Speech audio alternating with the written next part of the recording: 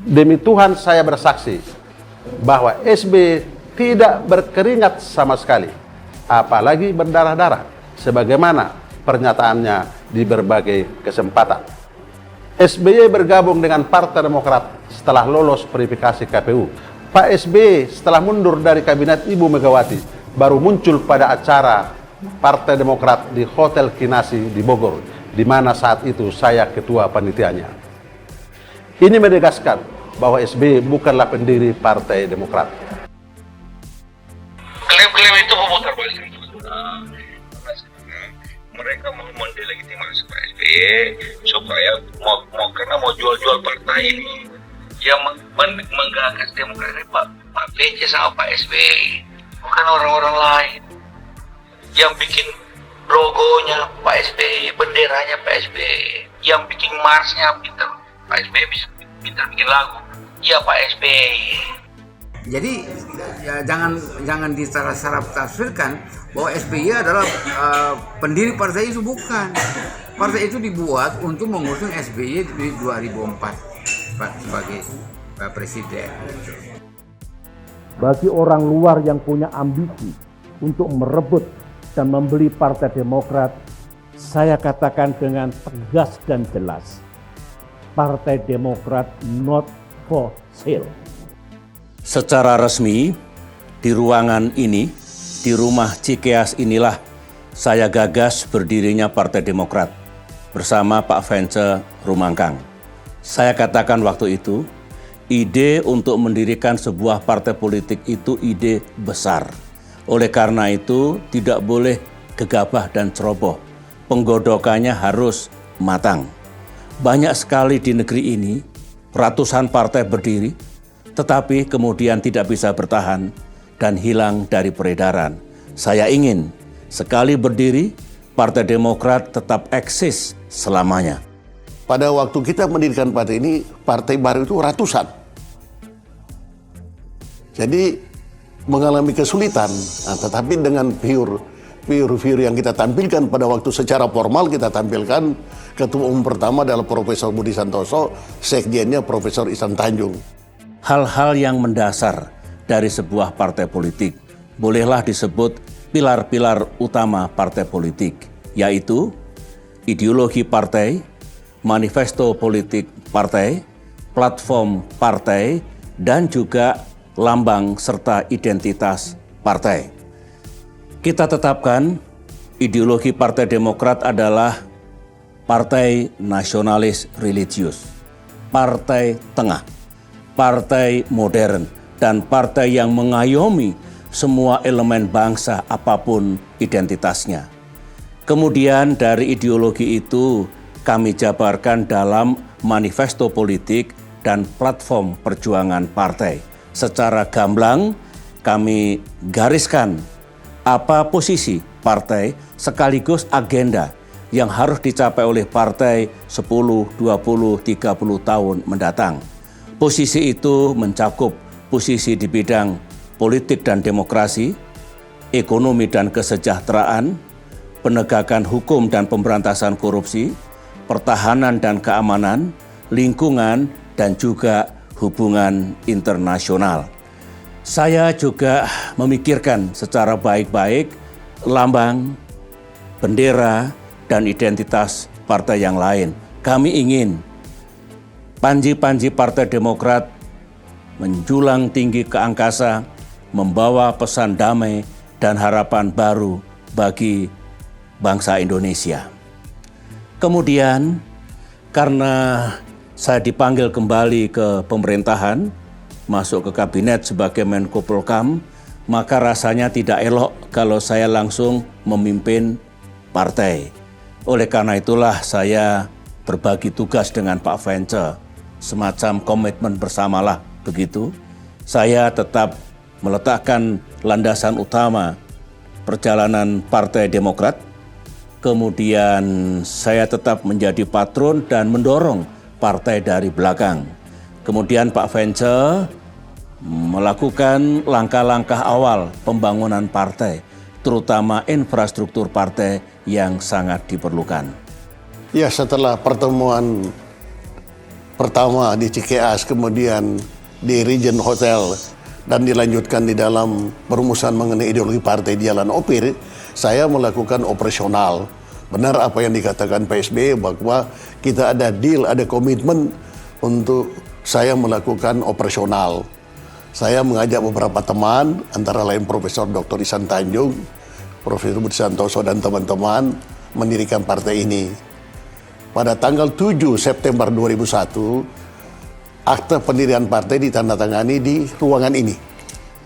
Tanggal 21 Desember 2001 bertempat di Jalan Opir, Kebayoran, Pak SBY dan kami, beberapa pengurus yang ada, merumuskan tentang ideologi partai.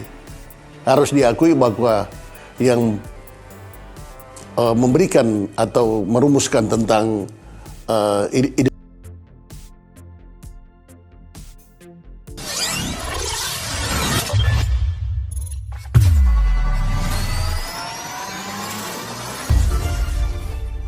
Setelah hasil KLB ilegalnya ditolak pemerintah, pihak KSP Muldoko masih mencari-cari cara untuk terus mengganggu Partai Demokrat yang sah.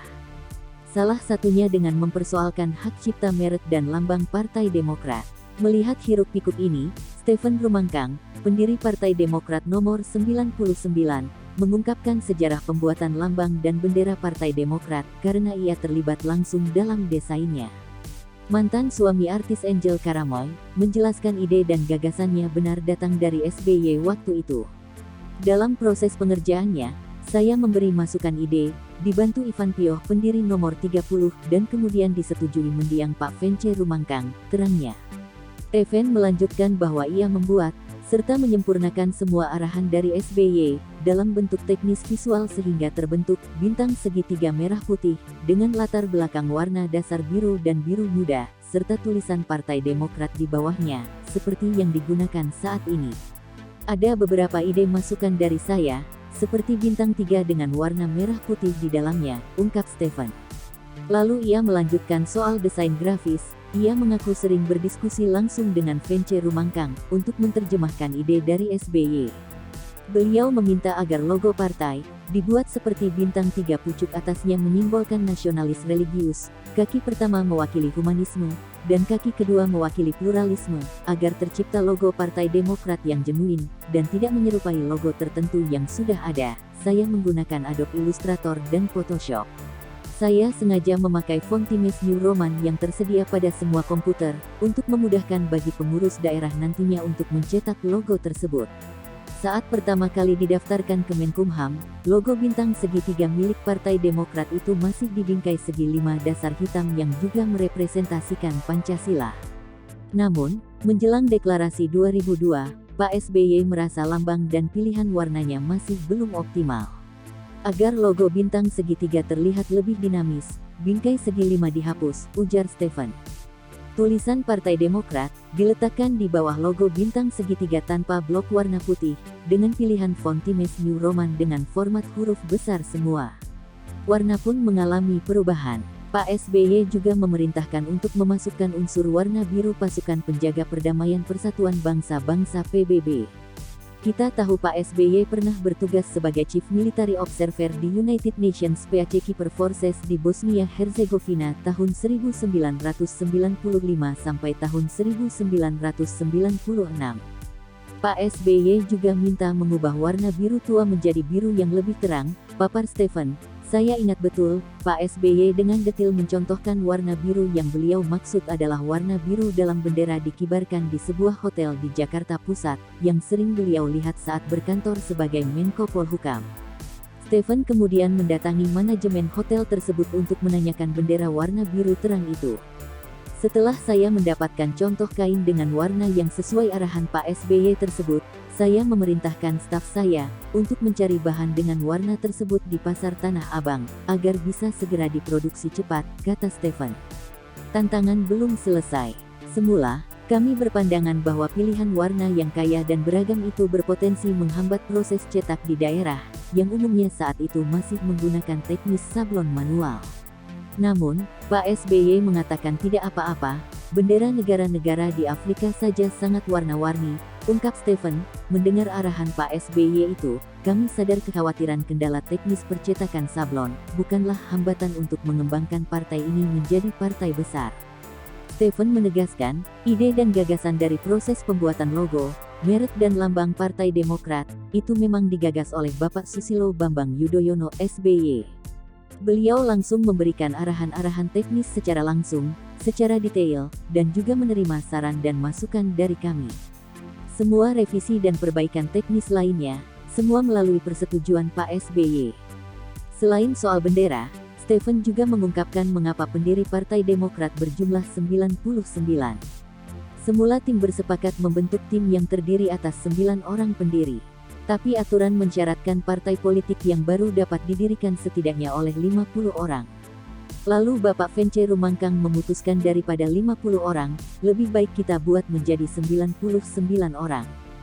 Selain angka yang baik, angka 99 ini juga memiliki makna khusus bagi Bapak SBY yang lahir pada tanggal 9 September tahun 1949. Atas izin Tuhan YME, saat pertama kali mengikuti pemilu 2004, Partai Demokrat juga mendapatkan nomor urut 9, kata Stephen.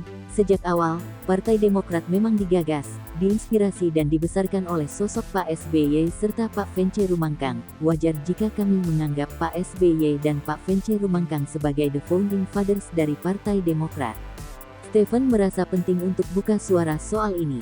Di tengah situasi post-truth politics yang semakin menjadi-jadi, dalam ruang demokrasi kita belakangan ini, manipulasi sejarah bukanlah hal sulit untuk dilakukan. Di tengah menguatnya penyebaran hoaks, fake news dan hate speech, kebohongan yang diulang-ulang, bisa menjadi kebenaran yang baru, kata Stephen memperingatkan, Partai Demokrat ini didirikan dengan prinsip dasar etika politik dan nilai-nilai berdemokrasi yang matang. Sudah menjadi tugas kita semua, warga bangsa pada umumnya, dan para kader Partai Demokrat pada khususnya, untuk serius dan berkomitmen, menjaga kebenaran dan keadilan, bersikap dalam menghadapi berbagai dinamika. Yang benar akan menang, dan yang melawannya akan tumbang. Itulah rumus kehidupan yang patut kita teladani.